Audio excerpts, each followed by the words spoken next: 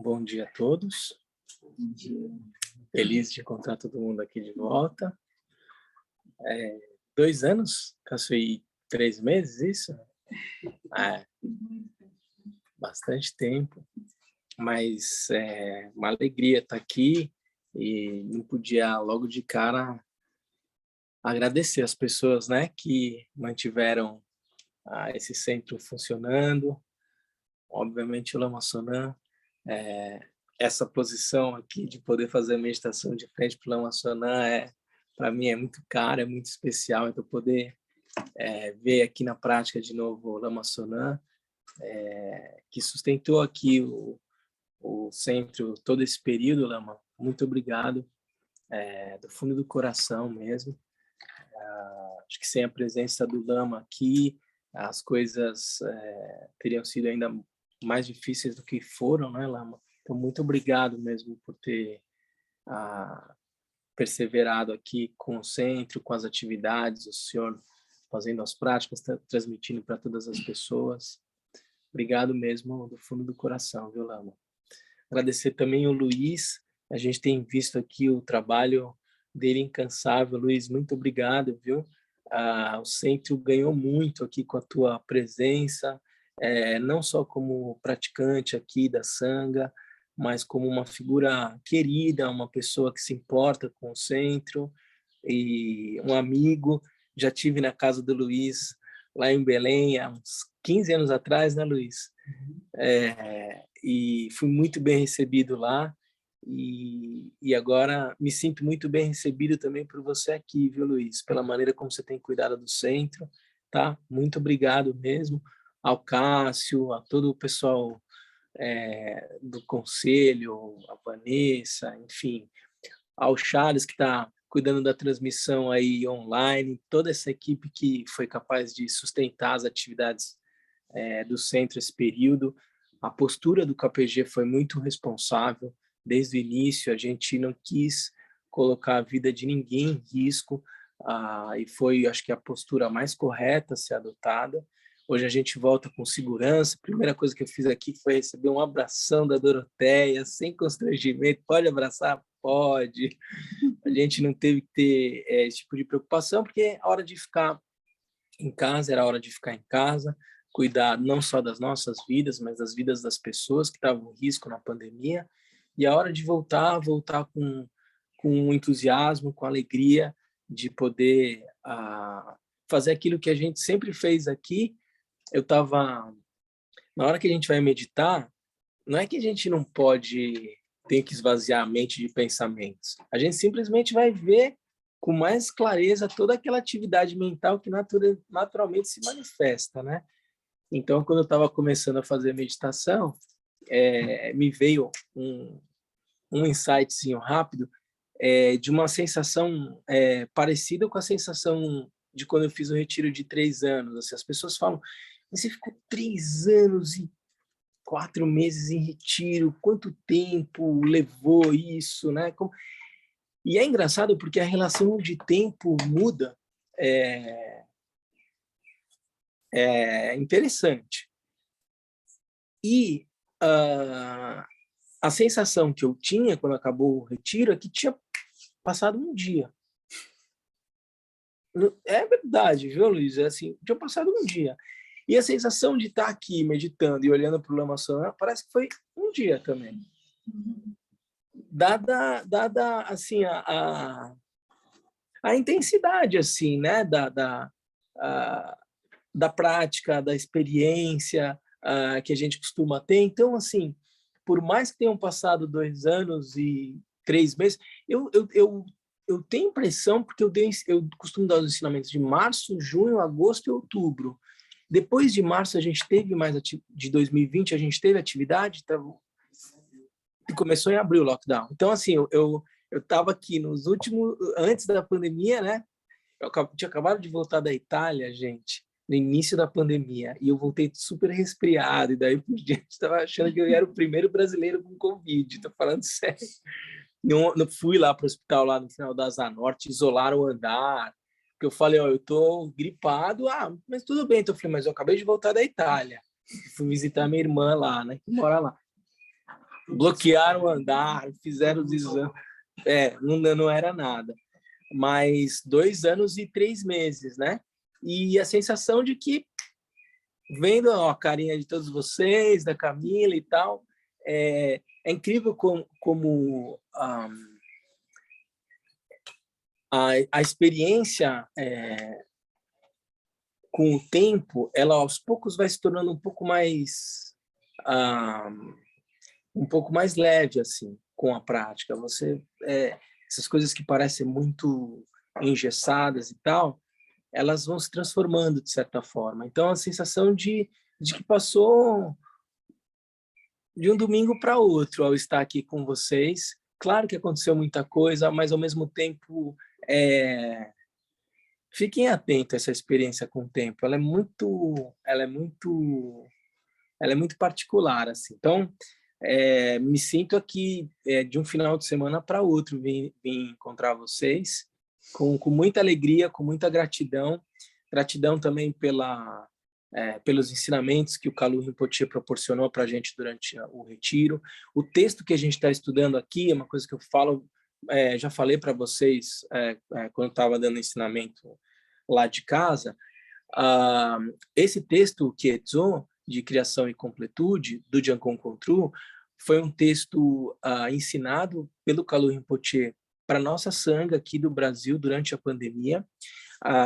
Eu não vou dizer que integralmente, mas em parte, em virtude do fato do Rinpoche ter tido o desejo de vir nos visitar aqui e não ter conseguido, mas ter externalizado a vontade dele de dar ensinamento para nós à distância. E ele, então, se colocou à disposição para dar esse ensinamento para nós, e aos poucos outras sanghas foram se agregando nesse ensinamento, ao passo de que no início dos ensinamentos do Criação e Completude, a gente estava dando ensinamento em 6 línguas, em mandarim, em português, inglês, espanhol, francês e talvez em alemão, não tenho certeza. Foi um ensinamento que o Rinpoche, em boa parte, se dispôs a dar pelo fato de não ter vindo para o Brasil nos encontrar durante a pandemia. Então, agradecer também o Rinpoche por ter dado esses ensinamentos para nós, por continuar ensinando de forma online. Ele já manifestou o interesse de, em breve, poder voltar aqui ao Brasil, e a possibilidade da gente ter agora, né, o centro em funcionamento, com as suas atividades normais e daí por diante, acho que traz ainda mais condições favoráveis para a vinda do Rinpoche e encontrar a nossa Sangha em atividade normal, né? Vamos torcer para que isso possa acontecer em breve. E, claro, também, para finalizar, agradecer também o Lama Trilê por poder estar aqui sentado, dando os ensinamentos, quem faz os ensinamentos do Vida e Mente, né? A Camila, outras pessoas, o Neo Jorpa, o Preto, que está lá em São Paulo, o Fernando, tem toda uma comunidade, tem toda uma sangha seguindo também os primeiros passos dos ensinamentos do Lama Trilê, para quem está entrando em contato com o budismo, fazendo acontecer essas atividades também. O Lama Trilê continua orientando também as pessoas. Então, a nossa sangha continua ativa durante todo esse período, e o que a gente faz aqui é simplesmente retomar algo que a gente sempre fez, e com muita alegria, e depois poder fazer as práticas com o Lama Sonan aqui a partir das 10h30 e tal, sentir de novo a intensidade da prática com a sangha, que tem um sabor especial. Assim, eu acho que tem um potencial ainda maior, tá? Então, eu não podia deixar de fazer essas considerações iniciais antes da gente começar os ensinamentos, tá bom? Vamos lá, gente? Então, para quem está acompanhando os ensinamentos, sabe, nós temos, ao longo do ano, 3 ensinamentos acontecendo, né? O Lama Drimé está dando os ensinamentos da Prajnaparamita em alguns meses do ano. A Lama Pelmo está ensinando o Bodhisattva Avatara, que é o ensinamento do Shantideva, também em alguns meses do ano. E a gente está estudando o texto Khedzo, Criação e Completude, do Jamgon Kongtrul. A gente estudou em março, em junho, em agosto e agora em outubro, né? O que a gente viu até agora, para quem estava acompanhando, eu estou fazendo essa recapitulação porque eu sei que tinha gente que estava acompanhando online, tinha gente que talvez comece a acompanhar a partir de agora presencialmente. O que a gente viu até agora, e trazendo um pouco da metodologia que a gente tem empregado no estudo, nós estamos fazendo uso, então, desse livro,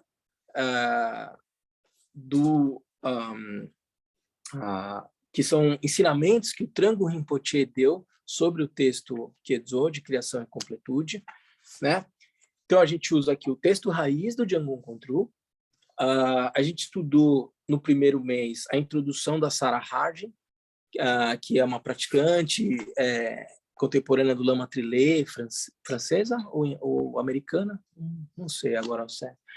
A gente estudou a introdução dela, e o que a gente tem feito também é trazer as referências dos ensinamentos que o Kalu Rinpoche deu sobre esse texto ao longo de 2021. Então, todos esses ensinamentos estão no site. Quem quiser pode fazer esse estudo conjunto. Basicamente, o que a gente viu foi o primeiro encontro do Kalu Rinpoche conosco online. O que eu fiz um pouco foi recapitular, trazer de volta as considerações que o Kalu Rinpoche trouxe, porque é uma maneira de estudar clássica, né? A gente vai pegar o texto raiz e nós vamos pegar aqui pelo menos 2 autores clássicos, o mestres, né? O Kalu Rinpoche, que deu esse ensinamento para a gente, e o Trango Rinpoche, por meio desse livro. Então, a gente viu já os comentários do primeiro encontro com o Kalu Rinpoche, e hoje, basicamente, a gente inaugura a leitura e o estudo dos comentários do Trango Rinpoche sobre esse texto. A gente viu semana passada, online, só a introdução do texto do Trango Rinpoche, e agora a gente vai começar a manusear então, um pouco os comentários do Trango Rinpoche. E a ideia vai ser ir percorrendo o texto raiz, instância por instância, fazer a leitura, trazer as considerações do Trango Rinpoche e do Kalu Rinpoche da forma como for viável. Vocês vão ver que o primeiro encontro do Kalu Rinpoche, ele foi mais ou menos até a 4ª instância e parou. Então, a ideia foi pegar esses comentários do Kalu Rinpoche e agora ver o que o Trango Rinpoche vai falar a partir da instância 5 até mais ou menos a instância 12.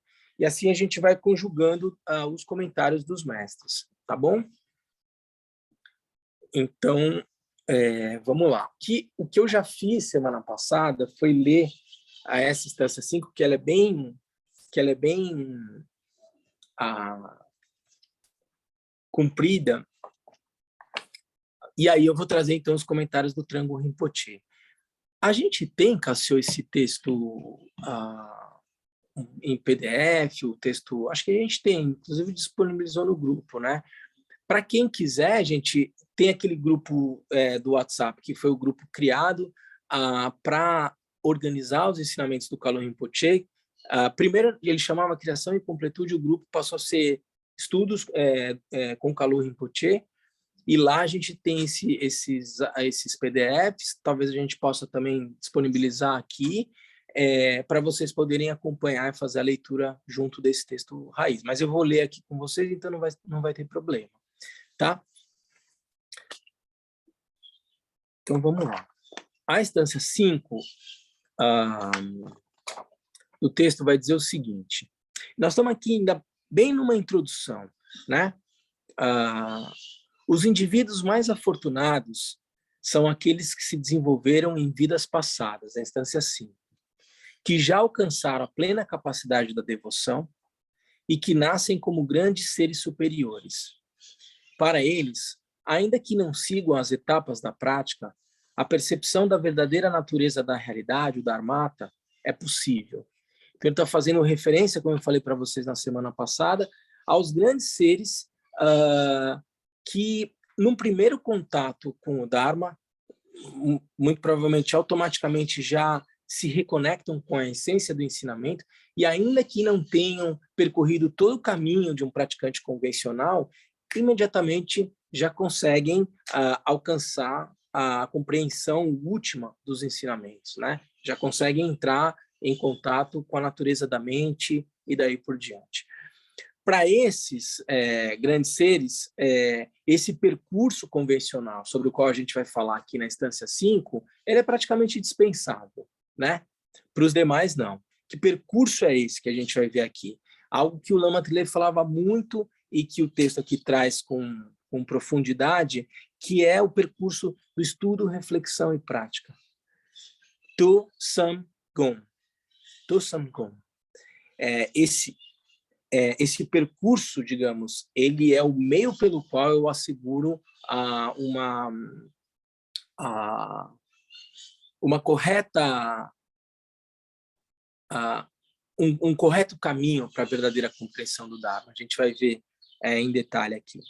Então ele vai dizer adiante, né? Para os demais, é como disse o nobre Nagarjuna, ouvir o Dharma conduz à contemplação, e da contemplação surge a experiência da meditação. Essa é a sequência. Então, aqui ele chama em escuta, contemplação e meditação. Né? A maneira de traduzir uma tradução pode ser estudo ou escuta. Sam, a tradução pode ser pensar, refletir, contemplar. E terceiro, Gom, meditar, praticar. Né? E aí a ideia de meditação pode ser uma ideia de se familiarizar com algo, familiarização com a natureza da mente, ou cultivo de uma determinada habilidade. Por exemplo, quando eu estou fazendo a meditação de Lojong, por exemplo, eu estou cultivando a natureza última da mente, que é plenamente compassiva. Portanto, é um atributo, é uma qualidade inata da minha própria mente, que por meio da meditação eu vou cultivar. Não é uma virtude estranha à minha própria natureza, que eu preciso artificialmente praticar para ver se eu desenvolvo. Não. A nossa natureza, de forma intrínseca, ela é compassiva. Ela vai ter e isso vai ser mais ou menos manifesto dependendo do grau de maturidade do praticante. Mas essa é uma qualidade inata da nossa mente. E a prática de meditação é uma prática por meio da qual eu vou cultivar essa habilidade inata da minha própria mente. Então, essa é a ideia de Gom. Gom no sentido de ou de se familiarizar com a natureza da mente ou de cultivar uma determinada virtude, uma determinada qualidade da minha mente. Tosam-gom. Então, esse é o percurso sobre o qual a gente vai falar um pouco mais hoje a partir dos comentários do texto do Jamgon Kongtrul. A instância 5 vai continuar dizendo então o seguinte: se você abandonar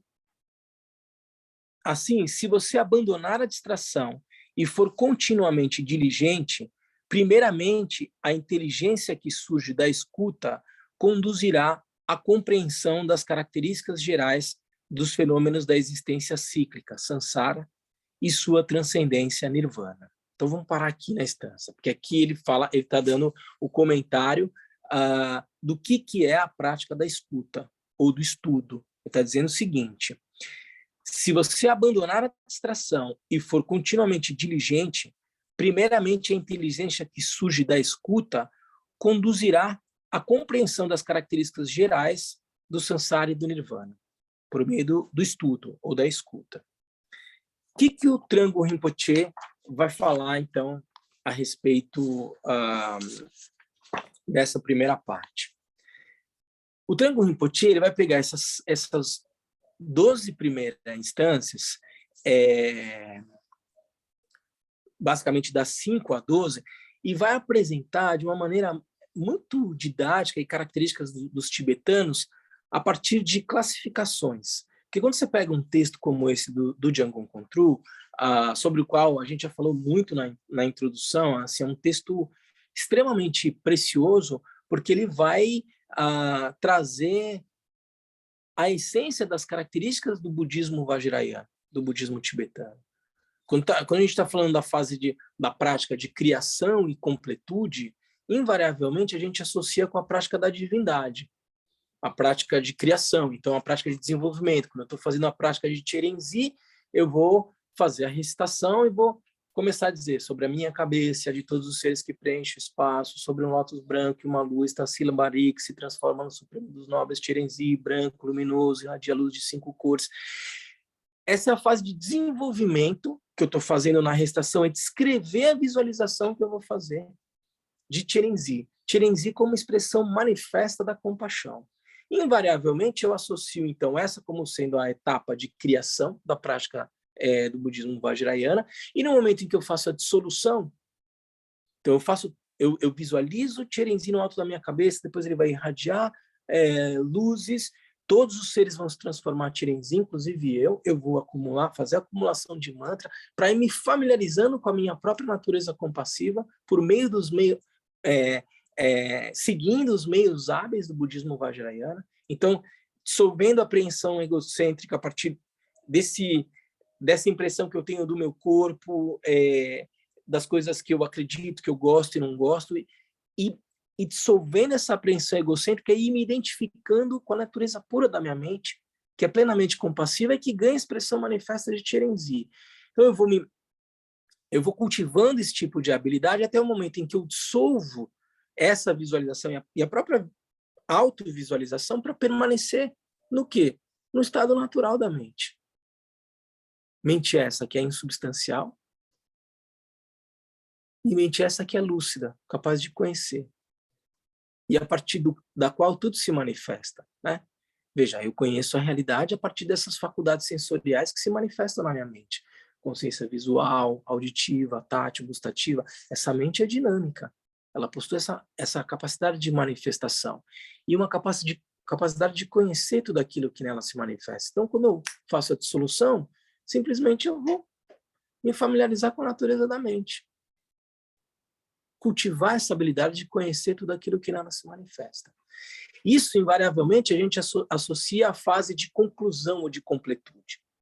Esse texto, então, ele vai trazer um aprofundamento enorme sobre aquilo que parece ser a essência do budismo tibetano na prática das divindades, mas ele amplia muito mais. Ele vai mostrar, ele vai ensinar que a fase de criação não é só quando eu estou fazendo o desenvolvimento da visualização de uma divindade.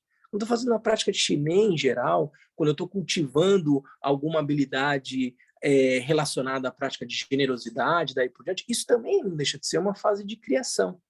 E a fase de completude também não pressupõe a existência de uma visualização prévia. Portanto, falar em fase de conclusão, a fase de conclusão parece pressupor algo que anteceda, concorda? Concluir algo que veio antes. Quando, na verdade, o correto, ao se traduzir Zo, seria completude, porque é entrar em contato com algo que já é. E como é perfeito. A gente vai ver isso tudo ao longo do texto. Esse é o texto que a gente está manuseando aqui. Como ele é extremamente longo e detalhado, quando você faz a leitura dele de uma forma corrida, talvez algumas coisas passem desapercebidas. E o que o Trangon Rinpoche, então, como eu estava dizendo, vai fazer, ele vai apresentar o texto como a metodologia tibetana várias vezes traz, assim, com classificações e daí por diante. Então, por exemplo, das instâncias 5 a 12, o que ele vai trazer são os 8 pontos essenciais para abordar o caminho. É um título que ele dá para agrupar a síntese do que tratam essas instâncias 5 a 12. E é o que a gente vai ver a partir de agora, manuseando os ensinamentos do Trangon Rinpoche. Foi salvo engano, eu até fiquei de trazer essa informação da semana passada para cá, mas não trouxe. Mas, se não me engano, é um ciclo de ensinamentos que ele deu nos Estados Unidos, acho que nos anos 80. Está no início ali do livro. Então, depois se transformaram em livro. Então, o que ele vai trazer agora, da instância 5 a 12, são os 8 pontos essenciais para abordar o caminho. Ele vai dizer o seguinte: nosso texto inicia com explicação sobre os 8 pontos essenciais para abordar o caminho. Quais são esses 8 pontos essenciais?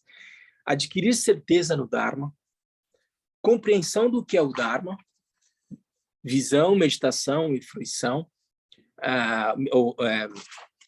visão, meditação, conduta e fruição, definição de criação e completude, fé e devoção, visão pura, as duas verdades e a compreensão das qualidades do caminho. São esses os temas que vão ser abordados da instância 5 a 12. A primeira, o primeiro dos pontos é o adquirir certeza. E aí vocês vão entender como está associado com o Tosamgom, que eu mencionei para vocês no início. Ele vai dizer o seguinte: o primeiro ponto é que, para praticar o Dharma, é necessário que se tenha certeza quanto à sua validez. O cultivo dessa certeza deve se dar em 3 passos: o cultivo da sabedoria ao conhecimento, por meio da escuta; o cultivo da sabedoria por meio da reflexão sobre o que se ouviu, que é a contemplação; e então, finalmente, o cultivo da sabedoria advinda da meditação.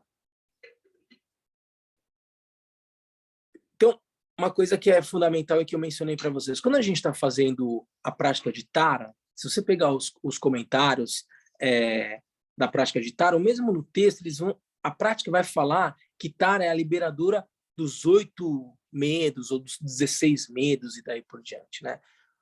Por meio da prática de Tara, eu transcendo os 8 fundamentais medos. E quando você pega o texto clássico, ele vai apresentar os 8 medos como assim: o medo do fogo, o medo dos leões, o medo... tipos clássicos de medo, digamos, lá do século XI, XII, onde, de fato, medo dos leões, medo do fogo e daí por diante fizesse sentido, talvez ainda faça, ainda hoje, e se apresentava explicações sobre esses 8 meses baseados nesses conceitos mais clássicos, mas o Khenpo Karthar Rinpoche, quando vai fazer os comentários da prática de Tara Branca, ele vai descrever esses 8 medos, ele vai dizer: mas não é só os 8 medos do fogo, o fogo em si, mas o fogo aqui significa isso. Os leões significam isso, e daí por diante. E o 8º medo ao qual ele faz referência é o medo dos canibais. E ele vai dizer: olha, o Khenpo Karthar Rinpoche, os canibais existiram, sim, há muitos anos atrás, e daí por diante. A gente não precisa ir muito longe. A gente tem povos originários do Brasil que cultivavam esse tipo de prática, e daí por diante. Então, não é algo absolutamente estranho. E ele dizia: isso era um medo real do praticante que vivia, enfim, né, como um renunciante, na selva, e daí por diante. Mas não é... Mas esse é um tipo de medo, mas o medo fundamental associado ao medo dos canibais é o medo da dúvida. A dúvida operando praticamente como um canibal da sua própria prática, comendo a própria essência da sua prática. Em que sentido? Eu estou fazendo a prática aqui de Cherenzi, Mani Padme Hum, Mani Padme Hum, mas no fundo eu estou falando: mas será que isso é uma viagem? Será que Cherenzi mesmo? Acho que é só uma representação simbólica, né? Não é Cherenzi, assim, né? Afinal de contas, não... Esse tipo de dúvida, que pode ser mais grosseira, que pode ser mais sutil, de imaginar: mas a minha natureza não é de Buda mesmo, né?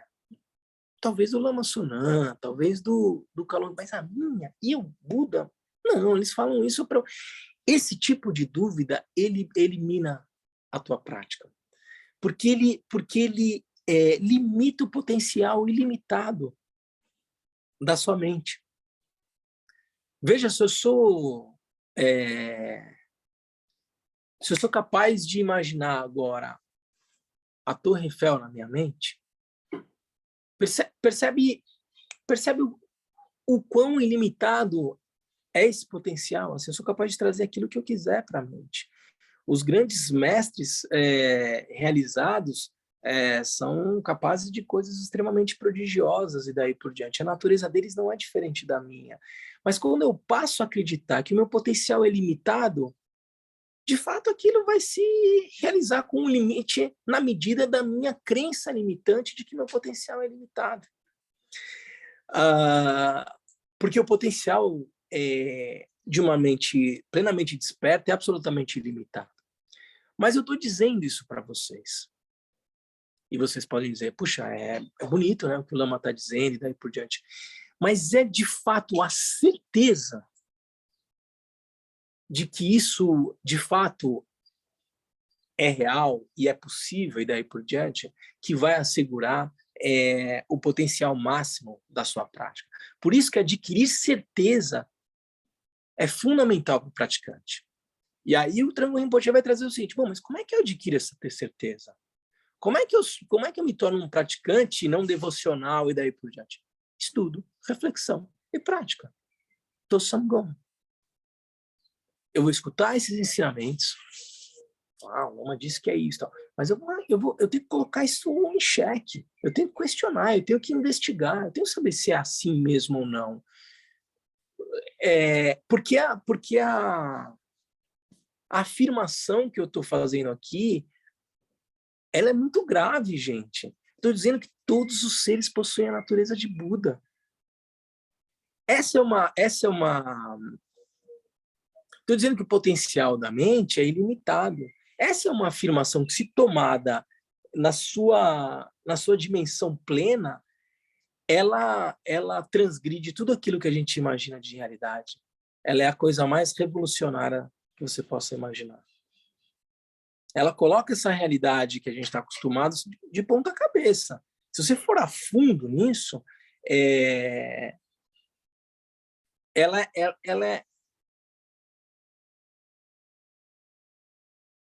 absolutamente, ela é capaz de transformar absolutamente a forma como você percebe a realidade. Não é uma premissa, uma afirmação leve, portanto. E se você está vindo aqui num domingo, com chuva, depois de tanto tempo de seca, e daí por diante, isso aqui deve fazer algum sentido para você. E as afirmações que a gente faz aqui, seguindo os ensinamentos do Sr. Buda, não são leves. Portanto, se você não quiser se enganar, você tem que mergulhar nisso e investigar. Caramba, isso que está sendo dito não é pouca coisa. Faz sentido, porque se não fizer, vai caminhar no chão, vai estourar uma pipoca, vai fazer alguma coisa que dê sentido para você e que você, de fato, tenha clareza de que aquilo faz sentido para você. Mas, se não, é preciso ir aprofundar. Não só escutar, refletir, questionar isso, mas colocar em prática, testar. Isso é bom, isso é colocar em prática. Por meio da sua prática, por meio do estudo, da reflexão, do questionamento e da prática, que você vai ser capaz de adquirir essa certeza da qual o Trango Rinpoche faz referência como sendo um dos 8 pontos para se abordar o caminho. Ficou claro, gente? Então, o que ele vai trazer mais a respeito desse caminho para se adquirir a certeza? Ele vai dizer o seguinte.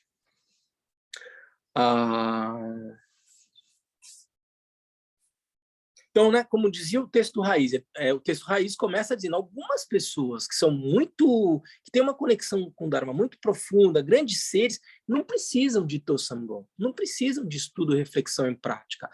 Imediatamente, quando vem a essa vida, já tem uma conexão com o Dharma, já recupera suas experiências ao longo de vidas e vidas e rapidamente entra em contato com a essência dos ensinamentos. É o que o Trango Rinpoche vai aqui no comentário recuperar. É dito que pessoas com faculdades excepcionais, ou seja, indivíduos altamente qualificados e extremamente raros de se encontrar, não necessariamente precisam passar pelas etapas preliminares de escuta e reflexão sobre o Dharma. Um exemplo desse tipo de pessoa é o rei Indrabhuti, ou Indrabodhi, de Udiana, que recebeu instruções do Buda e imediatamente alcançou a liberação. A maioria de nós, no entanto, precisa primeiramente ouvir as instruções, então refletir cuidadosamente sobre as mesmas e somente depois de implementá-las na prática de meditação. Aí ele vai dizer, por que precisamos iniciar pela escuta do Dharma? Porque a prática do Dharma não é prioritariamente limitada ou relacionada às experiências desta vida. Portanto, por se tratar de algo razoavelmente diferente daquilo que estamos habituados, até que tenhamos ouvido uma explicação a respeito, não temos realmente ideia alguma do que se trata, e muito menos sobre como praticar. Se eu disser para vocês que o samsara é um ciclo de renascimentos, portanto, existem vidas e vidas e vidas e vidas, isso é um pouco contra-intuitivo, assim. Principalmente, vamos relacionar a nossa sociedade cristã. Isso não é um dado óbvio. Tem uma informação aí que questiona um pouco uma perspectiva convencional de que eu estou tendo essa experiência de vida e quando eu morrer, acabou. Alguns vão acreditar que existe o céu, o inferno, outros vão acreditar que não existe nada, outros vão acreditar que não, existe um ciclo de renascimentos e daí por diante. Bom, mas eu preciso estudar um pouco mais a respeito disso, porque isso não está dado na minha realidade aqui agora, né? A minha realidade aqui agora é me alimentar, é descansar e daí por diante, mas se faz uma afirmação de que existe um ciclo de renascimentos. E mais, o Buda vai dizer, portanto, no primeiro giro da roda do Dharma, que essa realidade ela é insatisfatória, o samsara é sofrimento, né? O ciclo de renascimentos é insatisfatório, tem uma premissa inicial de que existe um ciclo de renascimentos, que já não é dado isso. Segundo, que a causa desse ciclo de renascimentos é a ignorância, mas que portanto, é possível transcender esse ciclo de renascimento e existe um caminho. Veja, são informações que é preciso se aprofundar a respeito. Não é possível você conhecer esse tipo de informação pela nossa vida convencional. Vou ter que estudar um pouco a respeito para saber, será que é possível verdadeiramente transcender de forma última o sofrimento que eu experimento na vida? É possível isso? O Buda disse que é. O Buda alcançou um estado de realização dizendo a causa desse sofrimento é a incapacidade de reconhecer ou de conhecer a realidade tal como ela é. Tem uma afirmação aí extremamente profunda. Eu preciso conhecer ela para saber se isso é verdade ou não, colocá-la em xeque, praticar para saber se ela é verdade ou não. É disso que está se tratando aqui os ensinamentos. O texto vai dizer, algumas pessoas não precisam fazer esse questionamento, outras vão ter que percorrer esse caminho. Por quê? Porque são informações, como o Trungpa Rinpoche vai dizer, que você pode ter ouvido falar a respeito disso, mas a possibilidade de você checar se isso é verdadeiro ou não, ela não está dada. Você vai ter que seguir um caminho para descobrir se isso é verdade ou não. Aí a escuta dos ensinamentos, o estudo, né, o Trungpa Rinpoche vai dizer o seguinte, precisamos então entrar em contato com as instruções, né? Com aquilo que eu vou estudar, com aquilo que eu tenho que compreender e daí por diante. E aí o Trungpa Rinpoche vai dizer o seguinte, o que consideramos como fontes de instrução, que Dharma nos dispomos a ouvir? Falando de forma geral, há dois tipos de escrituras ou textos utilizados no Buda Dharma. Um é chamado os dizeres do Buda, os sutras, ou seja, os ensinamentos dados pelo Buda, aquele que alcançou um estado de plena realização, enquanto ensinava na Índia. Os outros são chamados comentários ou shastras, compostos pelos grandes mestres da Índia e de outros países sobre esses ensinamentos. Então, quando a gente está falando em estudo ou escuta, estou falando de dois grandes grupos de instruções, né, ou de textos. As palavras do Buda, que são os sutras, e os comentários do Buda, que são os shastras. Na tradição vajrayana, que é a nossa, tem-se costume de enfatizar o estudo dos comentários face ao estudo dos ensinamentos originais do Buda. A gente, em geral, vai estudar os comentários do Buda. Por exemplo, esse texto aqui, o Ketsun, esse é um texto do Jamgon Kongtrul, que apresenta de forma didática os ensinamentos do Senhor Buda, principalmente do terceiro giro da roda do Dharma. Portanto, o que a gente está estudando aqui são shastras. Inicialmente, ao considerar isso, você poderia esperar que enfatizássemos os ensinamentos do Buda nos nossos estudos, porque, afinal, não é o Buda o professor mais importante da tradição budista? Historicamente, Acadêmicos também objetaram dizendo: por que estudar os comentários em vez de estudar as falas originárias do Buda? A razão para isso está no fato de que as falas originárias do Buda são vastas tanto em extensão quanto em número. Além disso, elas não são necessariamente organizadas para facilitar o estudo e a referência. Elas são organizadas com base nas ocasiões em que foram ministradas. Se você pega os textos, né, o Dhyana Varga, os textos que trazem as palavras do Buda, vocês vão ver que o Buda ele ensinava diante de uma determinada circunstância. Um aluno chegava para ele e ele dava um ensinamento a partir daquilo que ele via como sendo importante para aquele discípulo, para aquele aluno.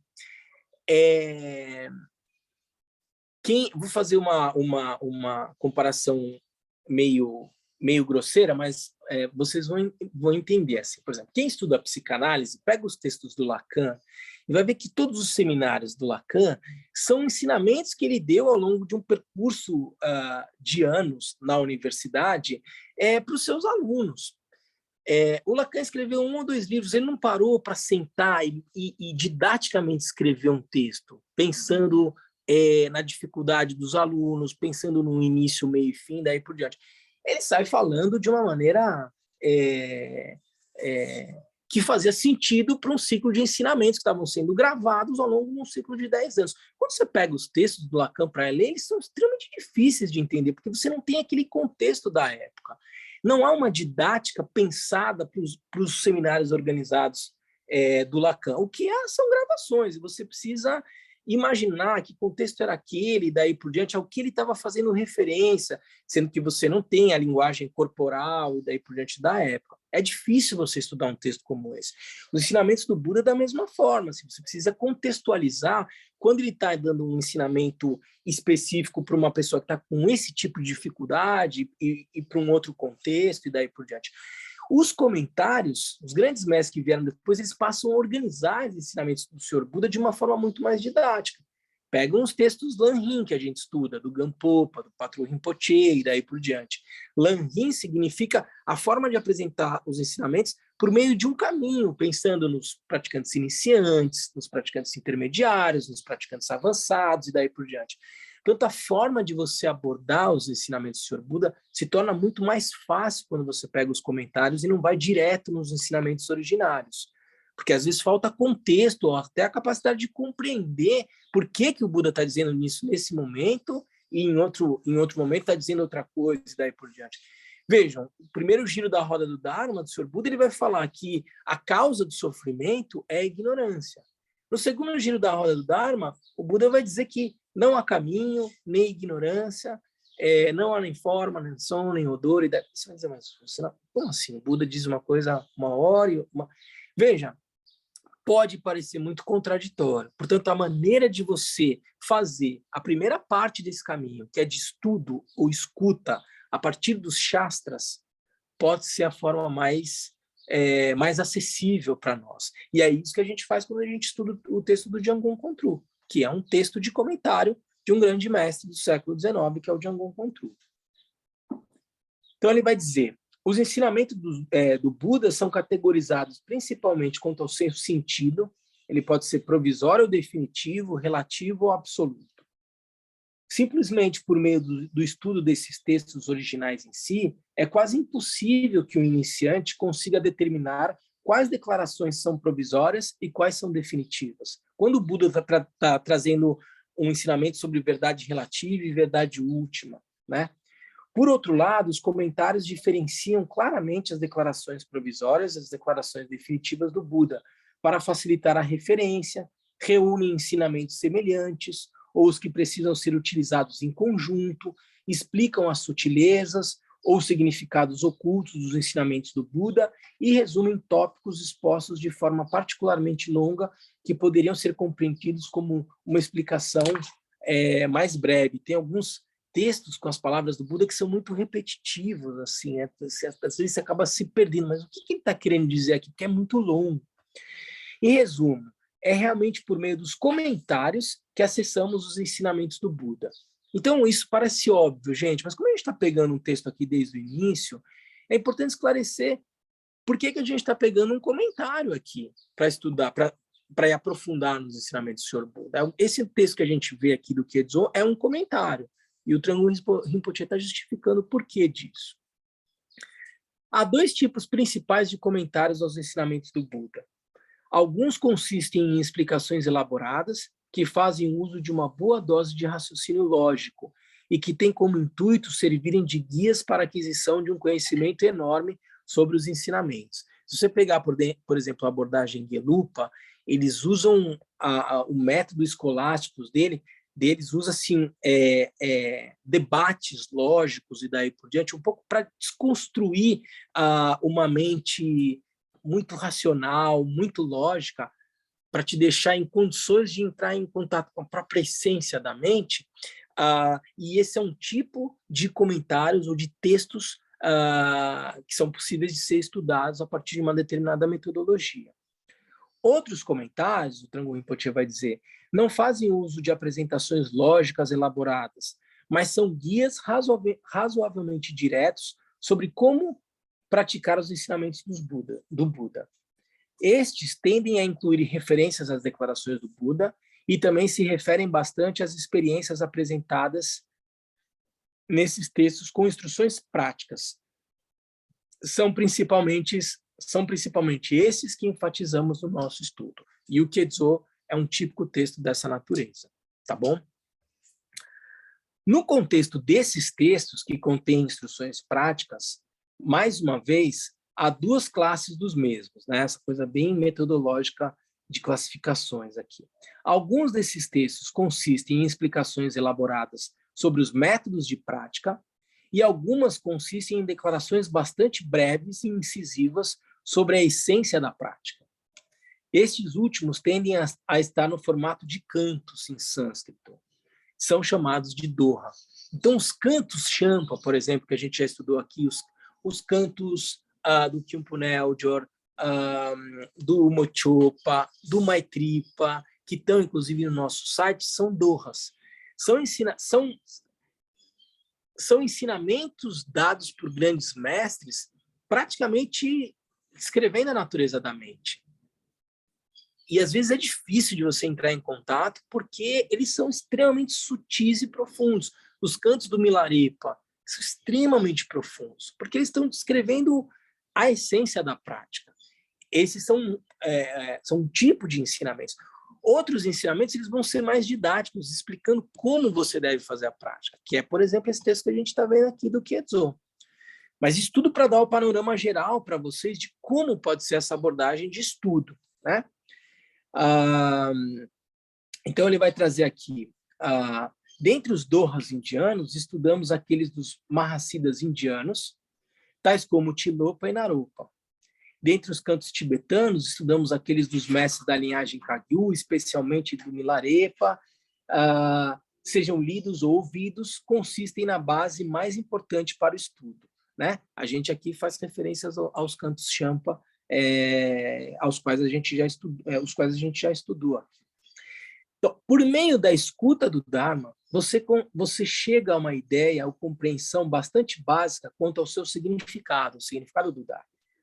Você começa a pensar, as coisas são assim, é assim que as coisas são.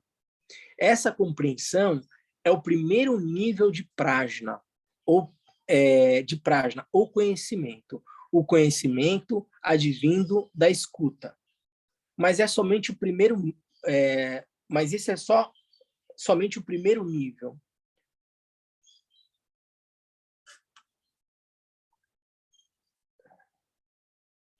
De forma geral, há dois tipos de praticantes. E aí eu estou dando essa pausa porque aqui ele já vai começar a entrar no segundo passo, que é da reflexão, né? Então, ele está descrevendo aqui o primeiro nível de conhecimento, que é o conhecimento vindo da escuta. E o texto raiz, e aí eu queria voltar para o texto raiz, ele vai dizer o seguinte: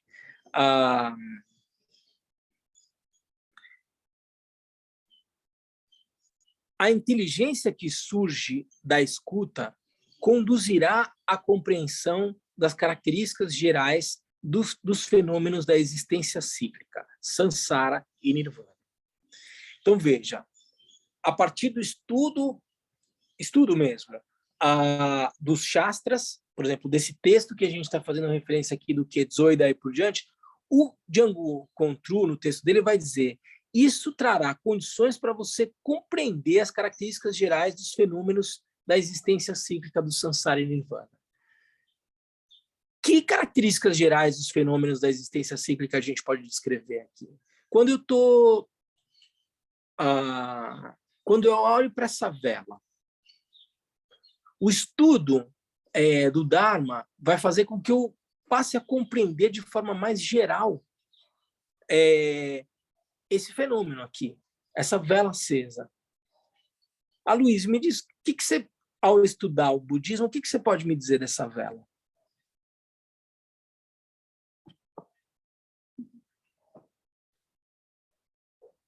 A partir daquilo que você já estudou do budismo.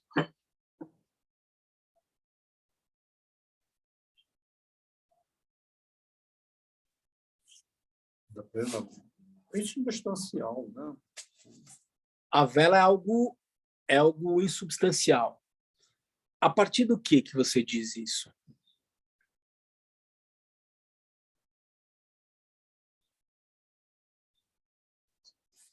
A partir da compreensão de que muitas causas e condições existiram para essa vela estar aqui, né? Perfeito. Perfeito. Você está dizendo que essa vela é insubstancial. Causas e condições reunidas produzem um fenômeno, uma vela, que na sua essência é desprovida de uma existência inerente. Não há uma essência vela aqui. É isso que você já estudou e que você está afirmando. Luiz, e você está certo. Essa vela é insubstancial sob a perspectiva de que não há uma vela em si. O que há é matéria orgânica com matéria inorgânica, calor e daí por diante, reunidos, produzindo um fenômeno que em si é vazio de uma existência inerente. E a minha crença na vela. E você, é substancial. E você acredita que ela... Veja, tudo isso vem a partir do estudo. O Aloysio, ele consegue reconhecer a verdade última da vela nesse momento e entrar em contato com a vacuidade da vela e reconhecer isso de uma maneira profunda? Eu não sei, eu não conheço o nível de prática do Aloysio nesse momento. Talvez sim, talvez não. Mas através do estudo, o Aloysio trouxe uma informação que é extremamente importante. Veja aqui, o texto vai dizer que a escuta conduzirá à compreensão das características gerais dos fenômenos da existência cíclica. Parece que estou falando um monte de coisa aqui meio confusa, né, gente? Mas não é. O que mais que a gente pode dizer a respeito dessa vela? Essa vela é impermanente, concorda, gente? Ela está aqui nesse momento. Mas ela sempre esteve aqui. Ela sempre estará aqui. Essas causas e condições reunidas, elas produzem esse fenômeno, mas a partir do estudo parece fazer sentido de que esse fenômeno aqui, ele é impermanente, essa vela. Essa vela enquanto forma, gente. Essa vela enquanto experiência um pouco mais sutil, ela também é impermanente, porque, na verdade, é a vela em si que eu entro em contato, a vela em si, ou existem causas e condições produzindo uma experiência sensorial de uma vela. A minha consciência visual, o meu olho, entra em contato com essa vela e produz uma consciência visual da vela. Essa consciência visual, ela é absolutamente impermanente. Quer ver? Ó? A consciência visual foi embora. Esse fenômeno, vela, ele parece estar aqui, mas ele é simplesmente a expressão manifesta da faculdade de manifestação da mente que produz uma vela. Essa vela está dentro da minha mente, daí por diante, ou existem causas e condições, um corpo dotado de faculdades sensoriais, olhando para uma forma, a partir dessa forma se manifesta uma consciência visual da vela, e eu passo a me relacionar com essa vela como sendo, vela. Mas quando eu olho de fato e começo a analisar sobre essa perspectiva, essa vela, existe de fato uma vela em si? O estudo vai começar a trazer esse tipo vai trazer, porque eu convencionalmente, Tem vela, tem meu corpo, tem o eu aqui e tal. É assim que eu me relaciono com a realidade. E é por isso que eu tenho uma experiência de constante insatisfatoriedade. Esse é um outro aspecto, uma característica geral dos fenômenos da existência cíclica. Eles, invariavelmente, produzem uma sensação de insatisfatoriedade. E esse nível, e essa experiência de insatisfatoriedade, na perspectiva do budismo, não tem nem início nem fim. Essa é a noção de samsara.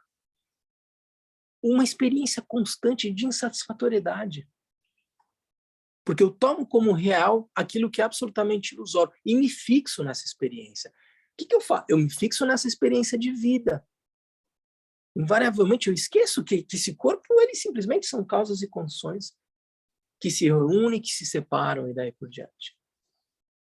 Mas o budismo vai dizer o seguinte, se você pegar os textos, a prática de Tara Branca é uma prática que vai tratar da imortalidade, sob a perspectiva de que a mente, a essência da mente, a sua própria essência, ela é absolutamente imortal. Ela nunca nasceu, ela nunca vai deixar de existir. Isso aos poucos a gente vai progredir, essa é uma afirmação, esse é um pressuposto, que por meio de estudo, reflexão e prática, eu vou checar para ver se é isso. Mas esse estudo, ele me dá condições de começar a compreender características mais gerais desse ciclo das existências, ciclo da existência, ciclo que a gente costuma chamar de samsara e sua transcendência nirvana. É isso que a gente vai fazer quando a gente estuda o Dharma. Eu anotei aqui algumas coisas que são características, né, gerais. O aspecto de transitoriedade, impermanência, insatisfatoriedade e interdependência. O estudo do Dharma vai aos poucos amadurecer esses conceitos. Alguém aqui tem alguma dificuldade com algum desses conceitos? De interdependência, de insatisfatoriedade, de impermanência e daí por diante, a partir da experiência que vocês já têm com o estudo do Dharma, porque todo mundo que está aqui, eu sei que tem um contato um pouco maior ou menor. Ieda? Processa esses conceitos para o momento político que a gente está vivendo. Claro. O momento político, ele não deixa de ser absolutamente um fenômeno da nossa própria existência e absolutamente marcado por todos esses aspectos que a gente mencionou aqui. Tem um caráter de transitoriedade. Então, eu acho que é importante, para qualquer resultado que aconteça a partir do dia 30 de outubro e daí por diante, perceber o seguinte, a vida continua. Não se iluda, assim, você pode ficar extremamente feliz ou triste com o resultado da eleição, mas isso é transitório. E a vida continua. Na perspectiva de um praticante, eu não posso perder isso de vista. Eu não posso imaginar que é tudo ou nada agora e daí por diante. Não, veja, se o candidato que eu gosto ele ganhar, ele vai enfrentar uma série de dificuldades e desafios e daí por diante. Se ele perder, eu posso estar insatisfeito, algumas pessoas vão estar felizes, mas os desafios continuam presentes. Eu tenho uma realidade de uma possível guerra nuclear para acontecer. Eu tenho uma realidade de aquecimento global que se impõe como um dado da realidade. Eu tenho uma realidade de miséria, de fome no planeta como um todo e daí por diante. Essas realidades elas vão continuar existindo, elas vão continuar se apresentando numa perspectiva de transitoriedade. Né? Tem uma insatisfatoriedade constante. Eu aposto, a não ser que a gente esteja num cenário de fanatismo absoluto, e a gente aqui, quando fala estudo, reflexão em prática, pressupõe um senso crítico diante das coisas, eu aposto que qualquer candidato que ganhe vai trazer algum nível de insatisfatoriedade também. Porque do ponto de vista relativo, essa expectativa de perfeição, ela é absolutamente ilusória também. qualquer candidato que ganhe vai ter os seus desafios, vai trazer desapontamentos, vai trazer sucesso, alegria e daí por diante. Veja, na perspectiva de um praticante, quando você me pergunta sobre o cenário político, o praticante ele vai olhar em que medida aquelas condições criam condições mais favoráveis ou desfavoráveis para a minha prática. E qualquer cenário que se apresente, eu vou ter uma fartura de argumentos para continuar praticando a compaixão, a generosidade, a bondade e daí por diante. Significa dizer que, portanto, então tudo é relativo e pode ser um ou outro? É claro que não. Se você me perguntar, é claro que eu sei em quem eu vou votar. É claro que eu tenho opinião e daí por diante. É óbvio e é importante que as pessoas tenham a sua opinião e formem a sua convicção a partir dos seus próprios valores e daí por diante. A partir dos valores que eu comungo, desde pequeno, pela educação que eu recebi e daí por diante, eu não tenho a menor dúvida de quem eu vou votar. Para mim é claro, não significa dizer que eu vou desrespeitar outra pessoa que pensa diferente, não significa dizer que aquilo que tiver ao meu alcance, assumindo o respeito que eu tenho pela opinião dos outros, eu vou fazer para aquilo que eu acredito que parece ser melhor acontecer. É legítimo, como é legítimo para todas as pessoas dentro de uma arena de respeito, de apreço à vida do outro e daí por diante. Então, não é uma postura em cima do muro, mas eu não quero, claro, influenciar ninguém. Por exemplo, até o adesivo que eu ia colocar no meu carro, falei, mas eu estou indo para o KPG no domingo, deixa as pessoas escolherem, eu não quero fazer nenhum tipo de marola e tal, mas é óbvio que quem me conhece sabe que eu vou votar, mas eu não quero influenciar ninguém. Então, é claro que é importante ter posição, lutar por aquilo que você acredita e daí por diante, mas imaginar que a vida vai continuar a partir do dia 30 de outubro. Enquanto praticante, a gente tem que trabalhar com um cenário que vai se apresentar, de maior ou menor desafio. E não pode... e ter resiliência, sabe? Ter resiliência. Para qualquer coisa que aconteça, assim, a possibilidade de praticar o Dharma continua existindo, a possibilidade de trazer os ensinamentos do Buda para a sua vida e para a vida das pessoas vai continuar existindo, e a vida vai seguir. Resiliência, que hoje está muito assim forte, está relacionado com, nos ensinamentos do Dharma, que às vezes não tem essa palavra, está relacionado com perseverança. Exatamente. Essa capacidade de você, diante da dificuldade, daí por diante, não esmorecer, né? A sua capacidade de, diante do desafio, se manter estável e se recuperar e continuar, e seguir.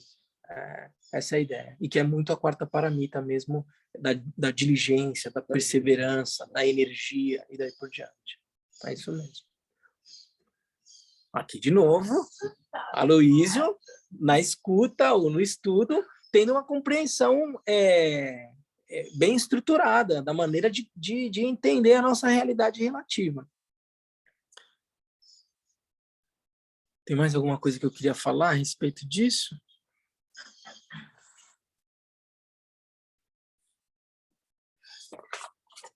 Vamos seguir mais um pouquinho até as 10 para o segundo, para reflexão, né?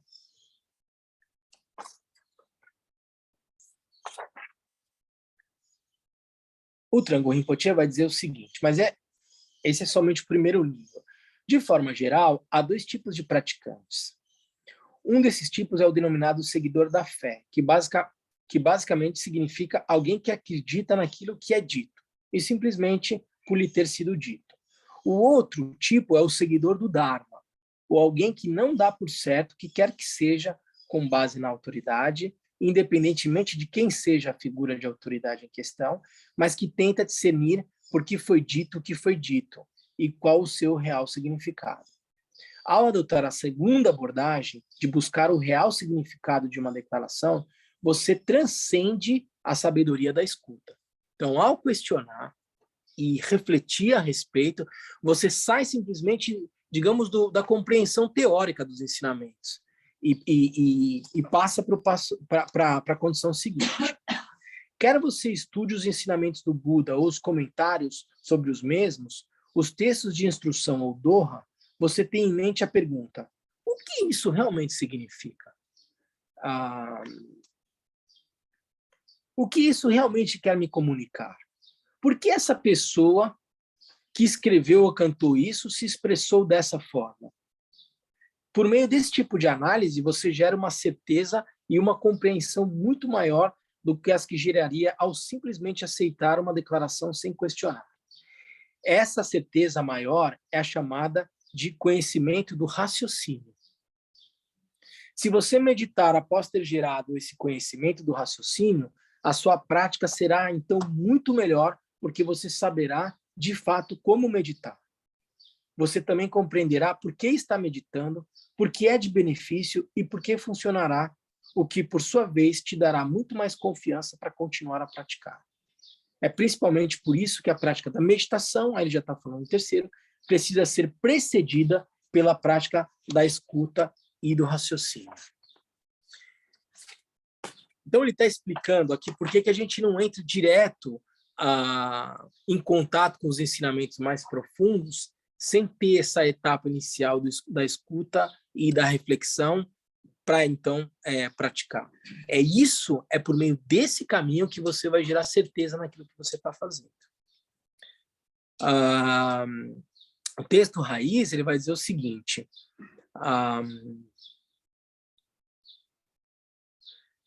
a contemplação, então, depois que você faz a escuta, né, a contemplação pacificará o apego grosseiro à realidade das aparências ilusórias.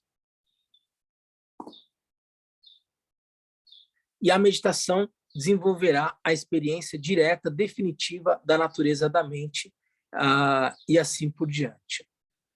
Dessa forma, os estágios prévios agem como causas para o surgimento desse último. Quando este não for o caso, é como se desejasse resultados sem causa alguma.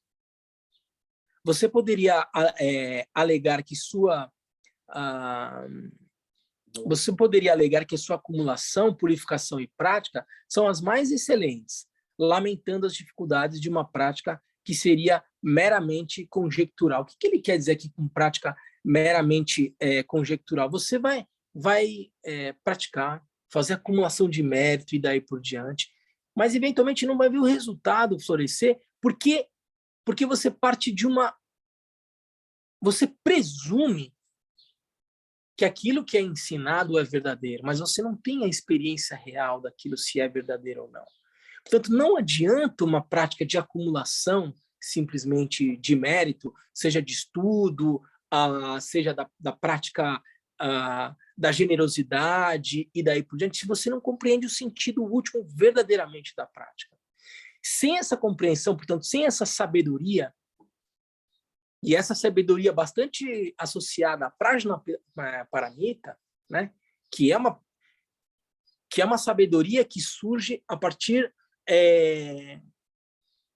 do olhar reflexivo sobre a natureza da mente. Quando a gente está fazendo a prática de Raton, que é a essência da prática da Prajna Paramita, o que a gente está fazendo? Eu estou olhando para a natureza da mente e percebendo, ela tem começo? A mente desaparece quando eu vou dormir? Ela tem uma forma, ela tem um som?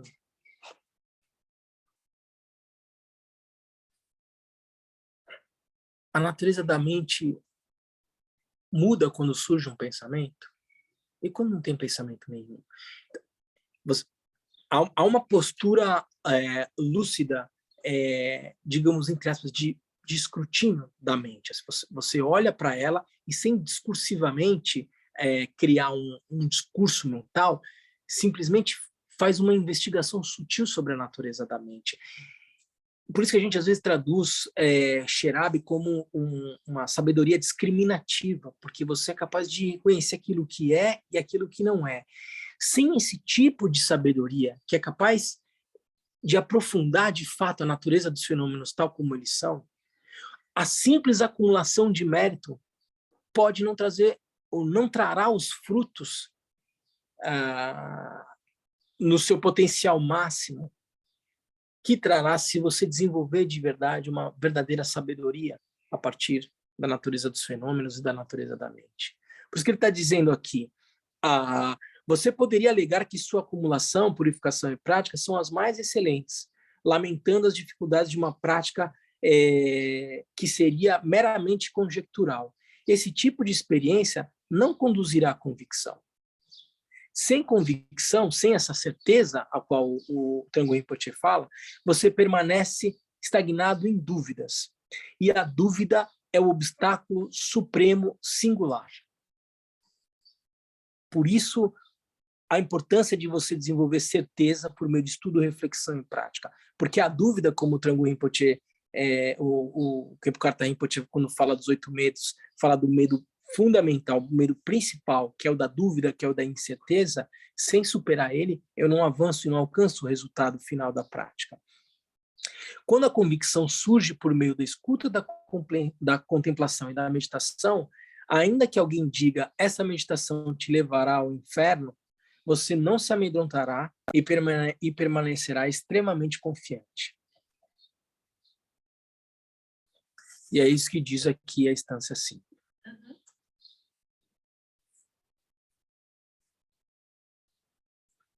Alguém ficou com alguma dúvida, gente? Faz sentido isso aqui que eu estou trazendo para vocês? Agora, assim, também é interessante, não sei se faz sentido isso que eu estou refletindo aqui, mas a dúvida, ela também faz a gente em busca da escuta, né? Porque ela abre para a dialética, assim, de tipo, eu estou com dúvida, então eu quero perguntar, né? Mas, então, estabelece uma relação com o professor. Mas, veja, isso em algum momento é preciso superar isso, entendeu? É esse questionamento que vai te fazer a reflexão, a contemplação, que é tudo reflexão. É na reflexão, como ele falou aqui no texto, você vai questionar, mas por que ele falou isso? Mas será que é assim mesmo? Isso é fundamental para você progredir no caminho. Mas se você ficar apegado à dúvida para sempre e sempre questionar e daí por diante, você vai estar diante desse obstáculo fundamental que é o da incerteza. Então, essa convicção, ela vem a partir da reflexão e da dúvida, mas ela não é o ponto final, entendeu? Senão você vai... veja, a perspectiva dialética, seja marxista, seja hegeliana, ela não pressupõe a possibilidade de uma iluminação. Ela está absolutamente imersa na lógica do samsara. Entende? Eu estava pensando mais na dialética freiriana. Essa sim. Mas veja, assim, será que o processo, que o percurso da educação freiriana pressupõe a possibilidade de uma sabedoria absoluta dessa ordem? O que de fato, assim, a capacidade de você conhecer a realidade de uma maneira que transcende a experiência de dualidade, daí por diante, de um saber que seja convencional. Eu acho que a dialógica, no sentido do que a gente está estabelecendo aqui, enquanto relação...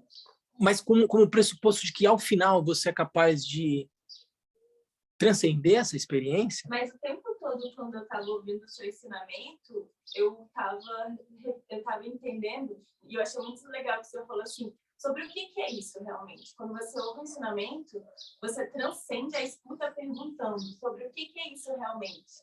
E eu estava, sabe, aqui, tipo, sobre o que é isso realmente que o Lama estava falando. E quando o senhor estava falando dos shastras, dos comentários, o lugar no qual eu cheguei é que é sobre amizade. Porque se alguém me fala de um comentário, essa pessoa está sendo meu amigo mesmo. Ela está me contando mesmo sobre o que é. Então, acho que essa relação de eu poder tirar minha dúvida e eu ter uma relação em que isso é possível é uma das relações mais incríveis. Mas ela ela ainda assim é meio, não é fim. É isso que eu quero dizer. Ela é fundamental, sem a qual eu não consigo acessar. Veja, por isso eu tomo refúgio na Sangha, por isso eu tomo refúgio no Dharma, por isso eu tomo refúgio no Buda. Veja, sem os quais, como eu sou capaz de conhecer a descrição da forma pela qual eu sou capaz de transcender a experiência de dualidade, a experiência de sofrimento, daí por diante. Então, isso é uma condição fundamental. Inclusive a dialética, inclusive o questionamento e tal, mas isso não é um fim em si, entende?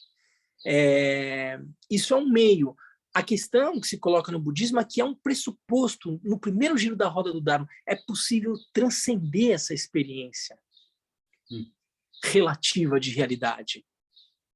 Algo que, salvo engano, nem Marx, nem Hegel e nem Paulo Freire cogitaram ao desenvolver as suas teorias, o que não significa dizer que elas não tenham um valor intrínseco em si, perfeito, mas é que a premissa dos ensinamentos do Sr. Buda, por isso que eu falei, não é uma afirmação leve, ela é extremamente profunda.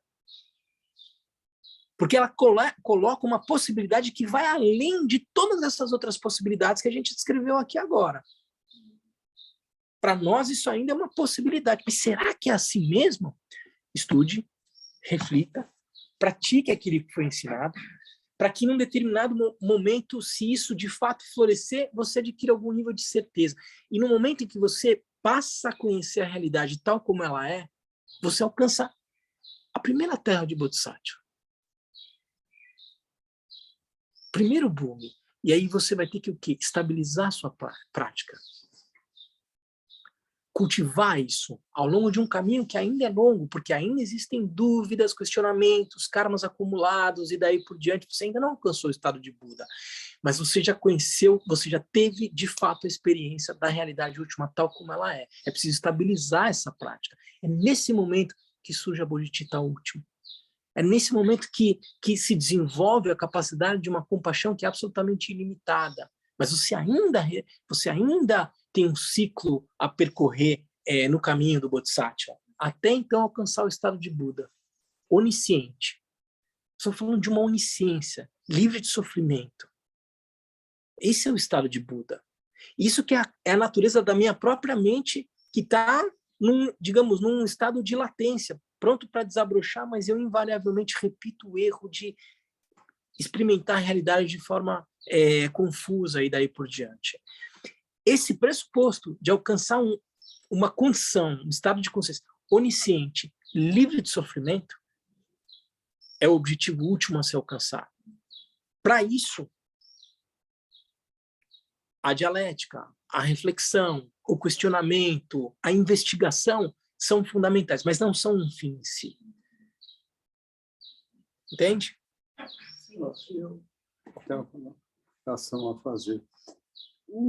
Eu tive a oportunidade aqui, quando o Patrul Rinpoche esteve aqui, e sempre ficou gravado, assim, me tocou muito, ele encerrando a coisa, ele dizia pratique, pratique, pratique, pratique. Então, era a essência do recado que eu recebi dele. Agora, quando a gente vai estudar e vai falar da prática, também a Lama Palm, ela disse uma vez também, que também gravou, e disse, olha, às vezes você pratica durante 30 anos e às vezes quase não saiu do lugar. Então, o que vem aí é que a prática ela não pode ser analisada ou descrita, não. Eu acho que é uma experiência pessoal e que grandes mestres, como está dito aqui, eles já receberam isso, eles conseguem já ver isso, eles já nasceram com isso. E nós, que eu digo que não nascemos com isso, essa prática ela só vai se tornar válida quando eu captar em algumas existências aí que eu também fiz alguma coisinha. Eu fiz um desenho em casa que aquele mestre também fez. Eu também tenho um créditozinho lá. Isso aí me dá um ânimo para continuar praticando e não ficar, quer dizer, enganchado nos anos da prática.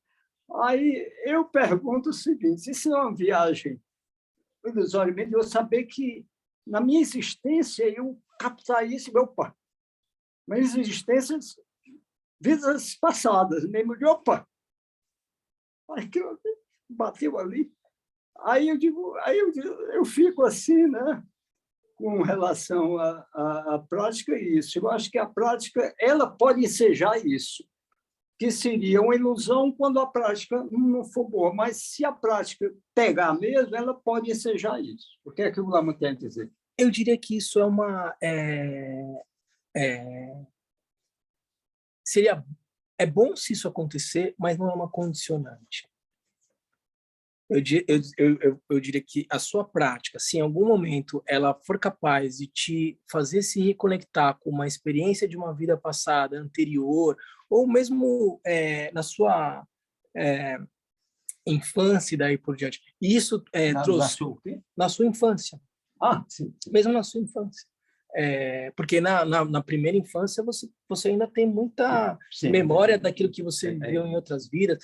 Então, se a sua prática te levar a uma experiência que te faça se reconectar com um momento anterior do teu caminho, que bom, isso pode ser extremamente inspirador e pode acontecer, mas eu não acho que isso seja uma condicionante para validar a sua prática, para dizer, agora sim a minha prática está fazendo sentido, entendeu?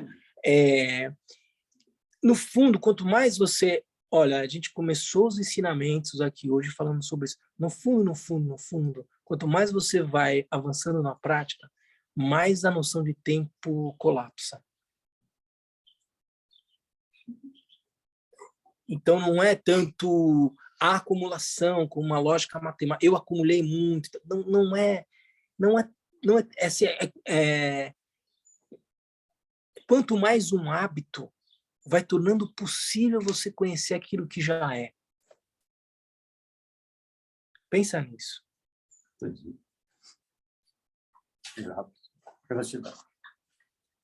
Vamos fazer dedicatória, então, gente?